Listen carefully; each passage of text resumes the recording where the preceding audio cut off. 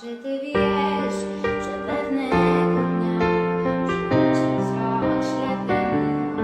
Mario, czy ty wiesz, że twój synek ma wybawić nas od złego? Czy ty wiesz, że twój chłopiec już niebieskie ścieżki zna? Że patrząc w jego oczy, najświętszą widzisz twarz, Mario.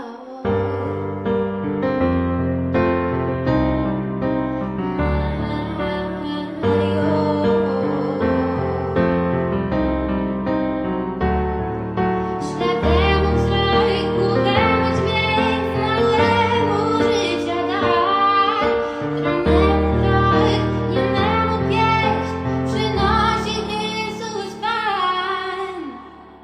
Mario, czy ty wiesz, kim naprawdę jest maleńki twój bohater?